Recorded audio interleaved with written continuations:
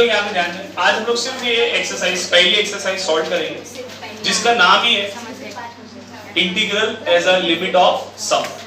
ठीक है, अब इसका क्रक्स समझ लो, उसके न्यूमेरिकल्स में लिटरली लेंथी है मानता हूँ, बट सबके सब एक ही पैटर्न पे आसान है, इतना कुछ हार्ड नहीं अगर उसका कंसेप्ट समझ जाओ तो। देखो हम लोग ने इंटीग्रेशन में पढ़े थे कि जब हम लोग किसी चीज का इंटीग्रेशन करते हैं एक पर्टिकुलर लिमिट से दूसरे पर्टिकुलर लिमिट तक के, मतलब हम लोग उसके अंदर के एरिया की बात करते हैं, है ना। इंटीग्रेशन का मतलब ही मैंने बताया था, area under the curve. For example मान लो कि ये कर्व है बच्चे, ठीक है, और मैं x is equals to a से लेकर x इक्वल्स टू b तक इसका इंटीग्रेशन करता हूं, और मान लो कि एक फंक्शन है y is equals to f of x। Now we know that कि integration a to b f of x dx is nothing but area under the curve. सही बात है कि नहीं बच्चों? यही तो पढ़े थे हम लोगों ने, डेफिनाइट इंटीग्रेशन का मतलब यही होता है। अब मगर जब इंटीग्रेशन नहीं था लोगों के पास, जब इंटीग्रेशन अवेलेबल नहीं था, तो वो लोग इंटीग्रेशन निकालते थे लिमिट्स की मदद से। किसकी मदद से? लिमिट्स की मदद से। मैं क्या बोलता हूँ कि मैं इस पर्टिकुलर एरिया को बहुत छोटे छोटे छोटे छोटे पार्ट्स में क्या करता हूँ, डिवाइड कर रहा हूँ। ठीक है, बहुत छोटे छोटे पार्ट। मैं यहाँ पर बहुत छोटा तो नहीं बना सकता हूँ, बट समझाने के लिए बता रहा हूँ कि मैं ऐसे कुछ छोटे छोटे पार्ट्स में क्या कर रहा हूँ, डिवाइड। समझ रहे ना? कंटिन्यू। लेट्स से मैंने इसको n पार्ट में डिवाइड कर दिया। कितने पार्ट में? और इन सब का ये जो विड्थ है ना, ये सेम है, h। मान लो कितना है? h। इन सब का विड्थ क्या है बच्चे लोग? Same h। ठीक है, अगर ये a है, इसका x कोऑर्डिनेट है, तो इसका y कोऑर्डिनेट क्या होगा? f of a। x के लिए a रखूंगा ना, तो y कितना रहेगा? सही बोला ना बिनीश? बोलती नहीं, देखो चुप बैठी। तो f ऑफ a। अच्छा, इसका कोऑर्डिनेट अगर लिखूं तो क्या होगा बच्चे लोग? a, f of a। Now we know that कि अगर ये a है और यहां से लेके यहां तक के h है, तो सर ये जो हिस्सा होगा ये a प्लस h होगा। यस, मतलब सर इसका y कोऑर्डिनेट क्या होगा? f of a plus h। आया ना? तो इसका x कोऑर्डिनेट क्या आया? a plus h। सही है? एंड गोज ऑन, ये a प्लस 2h होगा, ये a प्लस 3h होगा, है ना? ऐसे ही चलते जाएगा। हम लोगों को ये बात पता है कि सर ये जो है ना, ये एक्चुअली एक रेक्टेंगल है।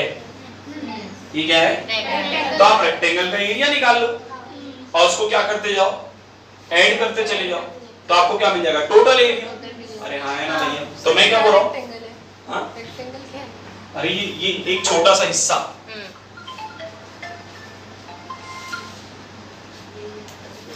ये समझा मैंने क्या बोला? कि ये एक ये छोटे छोटे रेक्टेंगल है ना, तो आप हर रेक्टेंगल का क्या करो, एरिया निकाल लो, आपको क्या मिल जाएगा?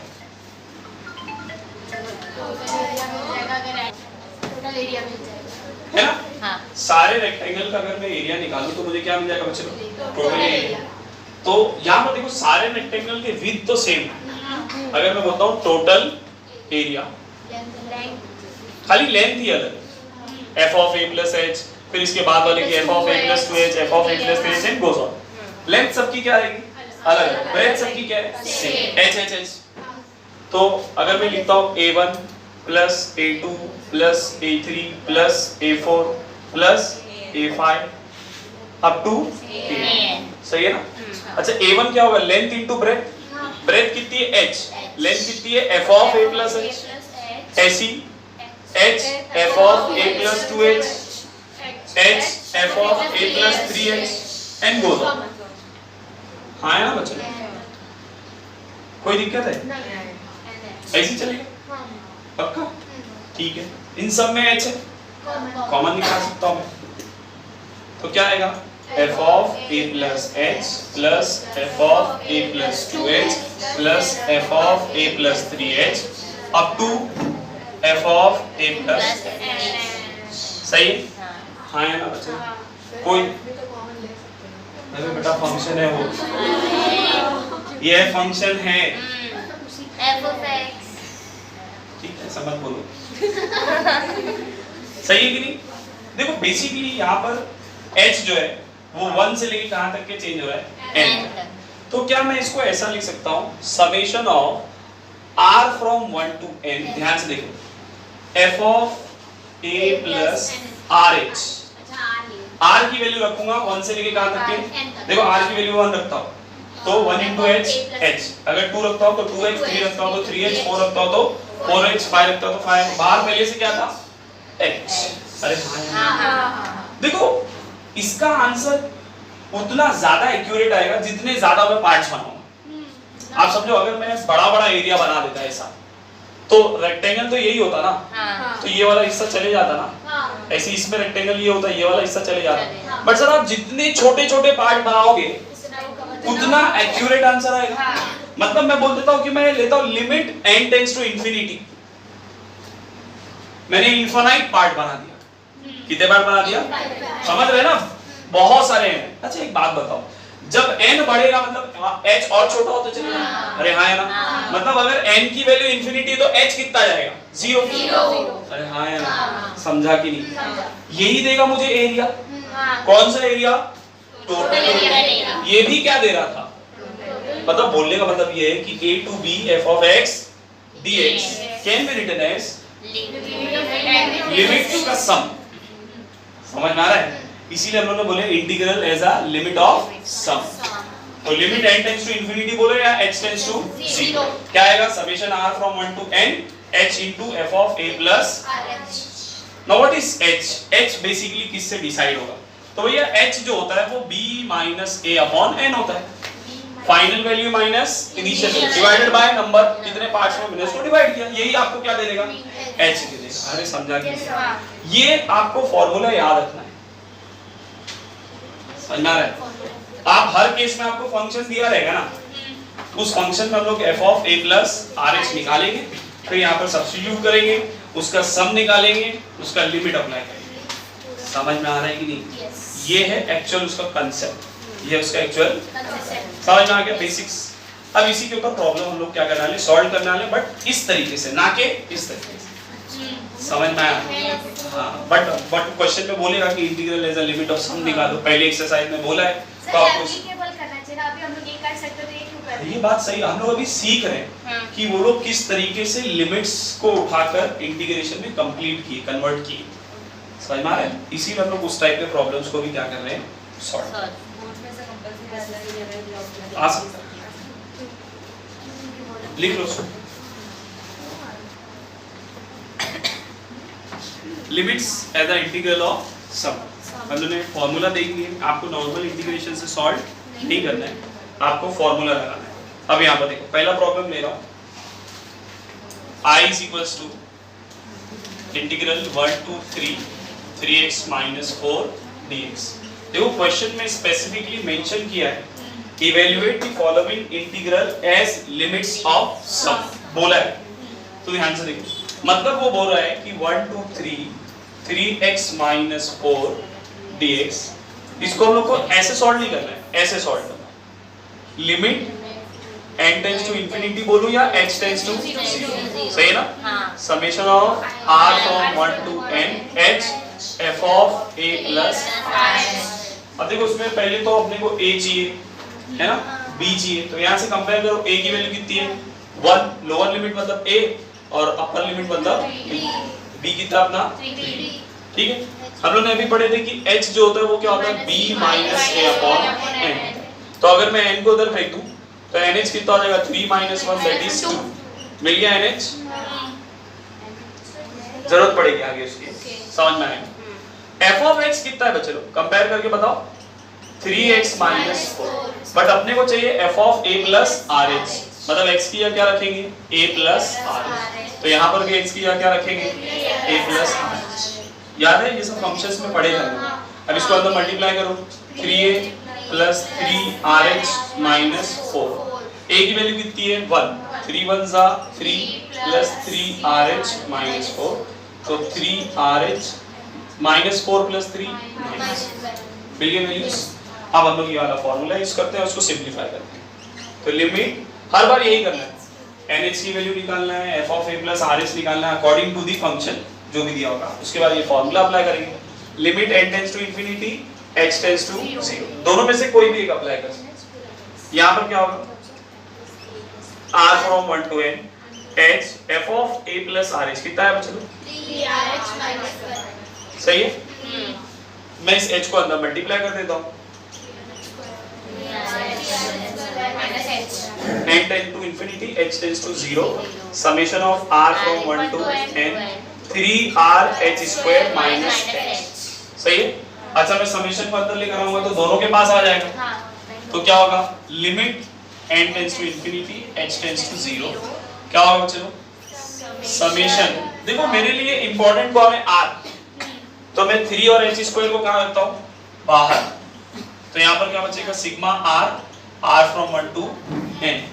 अगर तुम लोग को याद हो, तुम लोग ने 11th में एक चैप्टर पढ़े थे जहां पर हम लोग ने पढ़े थे कि भैया sum of n natural number, sum of square of first n natural number, याद आ रहा है कि पढ़े थे। तुम लोग ने इवन 10वीं में भी एपी में भी पढ़े थे ये चीज, ठीक है। याद नहीं है वो अलग बात है। ऐसे यहाँ पर ये h है तो इसको बाहर रखेंगे तो क्या बचेगा, 1 बचेगा ना अंदर। अरे h बाहर रख दिया ना। अब जरा ध्यान से देखो, सिग्मा r की वैल्यू 1 से कहां तक के, मतलब r 1 रखूंगा, फिर +2, फिर +3, फिर +4, फिर +5, ऐसे चलता है। मतलब बेसिकली मैं अलग से लिख देता हूं, सिग्मा r जो होता है इसका आंसर आता है n into n plus 1 upon 2। याद आया? ऐसे हम लोग ने पढ़े थे sigma r square n into n plus 1 into 2n plus 1 upon 6। ऐसे हम लोग पढ़े थे sigma r cube n square into n plus 1 का स्क्वायर डिवाइडेड बाय 4। ये फॉर्मूला पढ़े थे तुम लोग ने, अब नहीं याद है तो तुम लोग की गलती, ठीक है। ये पढ़े थे हम लोग ने, याद आया? याद आ गया तो बहुत अच्छी बात है। अब देखो सिग्मा r की वैल्यू हम लोगों ने क्या लिखी है, बोलो। सर पहले बाहर क्या था, 3h स्क्वायर। सिग्मा r की जगह आप लिख सकते हैं n plus 1 upon 2 minus h। अच्छा 1 को मैं अगर n बार ऐड करूं तो कितना आएगा answer, 1 plus 1 plus 1 plus 1 plus 1 plus 1 plus up to n ना, मतलब n टाइम 1 तो कितना हो जाएगा n। यहाँ पर कितना आएगा n। अरे ये समझा, जो सिंपलीफाई की, देखो इधर NH आ रहा है ना, इसीलिए NH की वैल्यू रखें। अब अगर आपको याद हो लिमिट्स जब अप्लाई करते थे तो इंफिनिटी नहीं रख सकते। अगर मैं n की जगह इंफिनिटी रख दूं तो इंफिनिटी आ जाएगा ना ये पूरा, तो सर इंफिनिटी तो इनडिटरमिनेट फॉर्म हो जाएगा। हम लोग उसको सॉल्व करना चाहते हैं तो लिमिट की आखिरी एक्सरसाइज याद करो जहां पर लिमिट इंफिनिटी पुट करते थे तो हम लोग क्या करते थे, 1 upon n के फॉर्म में लिखा। याद आ रहा है? तो ध्यान से देखो, इसको कुछ सिंपलीफाई करता हूं। Limit n tends to infinity h tends to 0 3h square. यहाँ एक n है पहले से, मैं इसमें से ना n कॉमन निकाल लेता हूँ। क्या कॉमन निकाल दिया, तो यहाँ बचेगा 1 और यहाँ बचेगा 1 upon n। नीचे पहले से क्या भैया 2, और यहाँ nh की जगह कितना रख देता हूँ 2। nh की वैल्यू कितनी आएगी 2। सही है। Limit n tends to infinity h tends to 0, ये हो जाएगा 3n into n square into h square, can be written as nh का, समझा? और यहाँ पर भी nh की जगह क्या आ जाएगा, nh की जगह कितना रख सकता हूँ 2 का स्क्वायर, 4 3 जा 12 upon 2। अब सिंपलीफाई हो गया। अब लगाओ लिमिट, n की जगह कितना रखना है infinity, 1 upon infinity 0, 0 plus 1 1 into 6 6। सही है ना भैया? 6 minus 2 कितना हो गया, ये आ गया आंसर। अरे हाँ या ना, ये आया इंटीग्रल एज अ लिमिट। अगर मैं इसको डायरेक्टली सॉल्व करूं बच्चे लोग तो देखो कितना आसानी से सॉल्व हो जाएगा। क्या था, 3x square upon 2 minus 4x। Limits रखना है ना अपने को, एक बार अपर लिमिट रखेंगे एक बार, तो 3 का स्क्वायर 9 3 जा अपॉन 2, 4 3 जा 2 है। Upper limit minus lower limit 1 रखेंगे, 1 का स्क्वायर 1, 3 1 जा 3, 3 अपॉन 2, 4 1 जा बाहर निकालो 27 upon 2 minus 12 minus 3 upon 2 plus 4। सही है, दोनों का बेस सेम है। 27 minus 3 24 upon 2 minus 12 plus 4 minus 8, 2 1 जा 2 12 जा 12 माइनस 8। समझा? लिख लो, वो वाला मत लिखना। ये क्या किया, सेकंड डी थर्ड लेता हूँ, क्या दिया है? I is equals to 0 to 2 e raised to x dx। सभी लोग यहाँ पर ध्यान से, a की वैल्यू कितनी है? 0, b की वैल्यू 2, f of x कितना है? a raised to x। Sir x क्या होता है? b minus a upon n, तो nh कितना हो जाएगा? 2 minus a, मतलब 2। सही है? f of a plus rh चाहिए, मतलब इस जगह पर x की क्या रख रहा हूँ? a plus rh, तो यहाँ पर भी x की क्या होगा? and what is a? 0। a कितना है? e raised to 0 plus rh, that is ये क्या है? f of a plus rh। यही काम पीछे भी किए थे, यही काम यहाँ पर भी किया। अब फॉर्मूला लगाएंगे sir, 0 to 2 e raised to x dx can be written as limit n tends to infinity or h tends to 0 summation of r from 1 to n h f of a plus rh। तो limit n tends to infinity h tends to 0 summation of r from 1 to n f of a plus rh कितना आया? सही है बच्चों? इस h को मैं बाहर निकाल सकता हूँ, तो limit n tends to infinity h tends to 0, h बाहर निकाल रहा हूँ, ध्यान से देखो, r from 1 to n e raised to rh। अब जरा ध्यान से देखो, अगर मैं इसको सम के फॉर्म में लिखूं, क्योंकि इसको तो मैं डायरेक्टली सॉल्व नहीं कर सकता, इसका कोई एक्सपांशन मेरे पास है नहीं, तो अगर मैं यहाँ पर इसको सम के फॉर्म में लिखूं तो ये क्या होगा? Limit n tends to infinity h tends to 0 h, इसका मतलब क्या होगा? e raised to h plus a raised to 2h plus a raised to 3h plus a raised to 4h, यही चलेगा। और अगर आप ध्यान से देखो बच्चों लोग, तो ये है जीपी, ये क्या है? Geometric progression. ये क्या है? ज्योमेट्रिक प्रोग्रेशन में पढ़े थे कि दो कॉन्जिक्यूटिव टर्म का अगर रेशियो निकालते तो वो सेम आता है। e raised to 2h upon e raised to h क्या आएगा? e raised to h। e raised to 3h upon e raised to 2h कितना आएगा? e raised to 4h upon e raised to 3h कितना आएगा?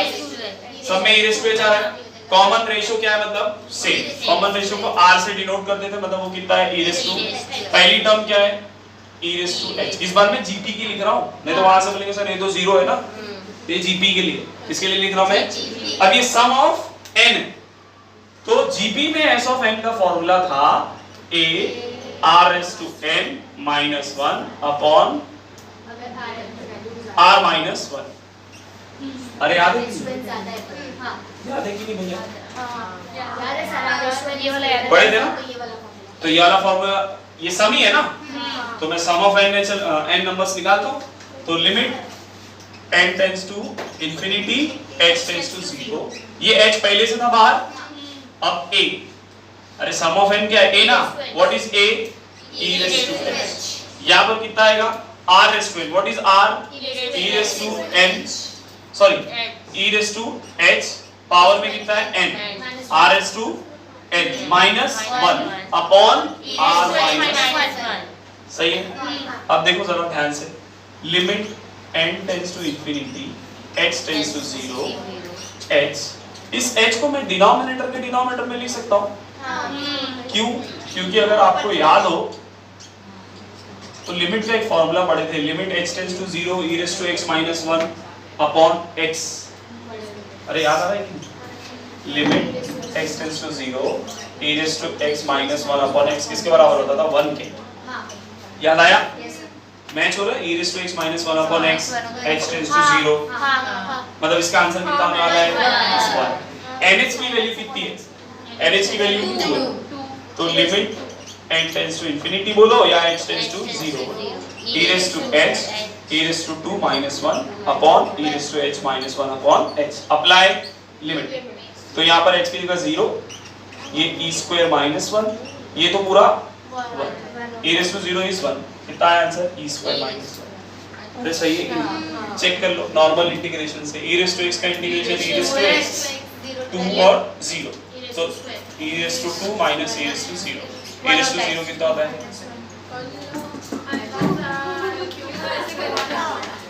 गुस्सा आ रही है sir, हम लोग कुछ भी करवा रहे हैं आप, देख लो। यहाँ पर देखो सब integration 1 to 3 x cube dx। तो अपना a कितना है 1, b कितना है 3, f of x कितना है x क्यूब। तो सर h कितना हो जाएगा b minus a upon n, सब यहाँ पर। तो nh की वैल्यू कितनी हो गई 3 minus 1 that is 2। सही है। f of a plus rh, तो यहाँ पर भी क्या आएगा a plus rh का whole cube. And what is a 1, मतलब 1 plus rh का क्यूब। a plus b दा a cube plus 3a square b plus 3ab square plus b cube. सही है ना, मिल गई वैल्यूज। अब हम लोग आंसर पर आते हैं। 1 to 3 x cube dx can be written as limit, बार-बार यही कर रहा हूँ ना, n tends to infinity, x tends to 0, summation of r from 1 to n h f of a plus, values को पुट करो। तो limit n tends to infinity, h tends to 0, क्या होगा चलो sigma r from 1 to n h, इसकी value कितनी आई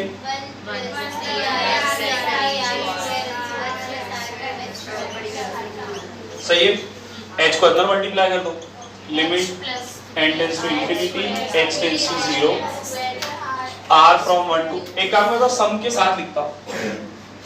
अरे समझा कि नहीं, h को बाहर निकाला सबके साथ में आएगा ना वो 1 टू n, यहाँ पर क्या बचा 1 प्लस 3h बाहर लेता हूँ r फ्रॉम 1 टू n, यहाँ पर क्या बचा एक r, s यहाँ पर कहाँ, अरे ये 3h h को हम बाहर ले लिए ना, अरे वो अच्छा ये h अंदर भी ले तो ये h स्क्वायर, s यहाँ पर 3h स्क्वायर था और एक h, तो कितना आ जाएगा summation of r from 1 to n, क्या बचा r स्क्वायर, ऐसे ये कितना आ जाएगा h raise to 4 summation of r from 1 to n r cube.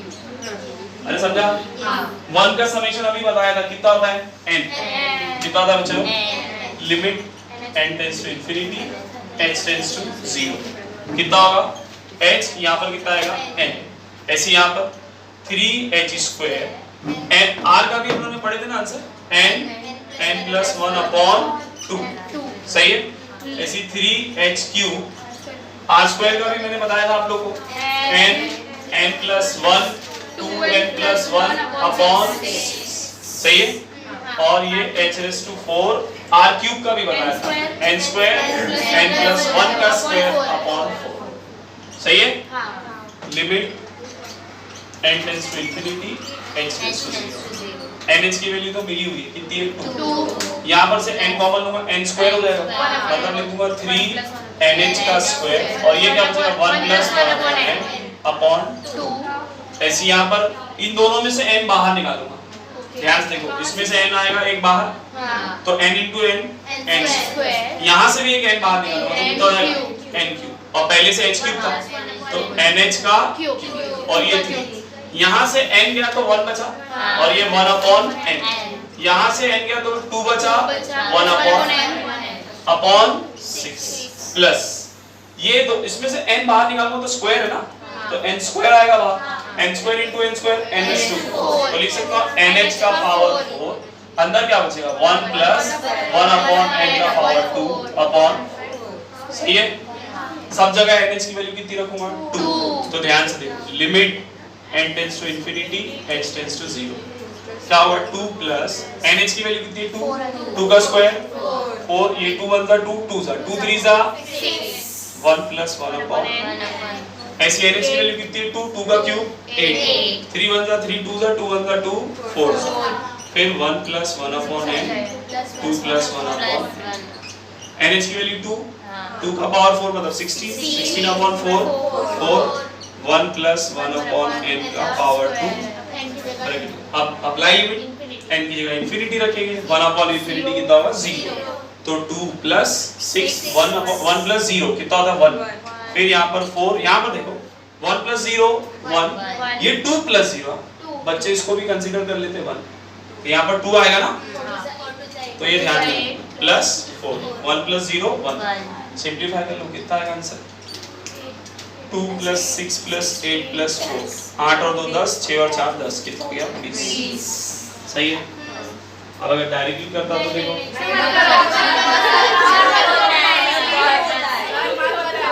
3 का power 4, 3 3 9 27, 81 upon 4 minus 1 upon 4, base same है। 81 minus 1, 80 upon 4, that is 20।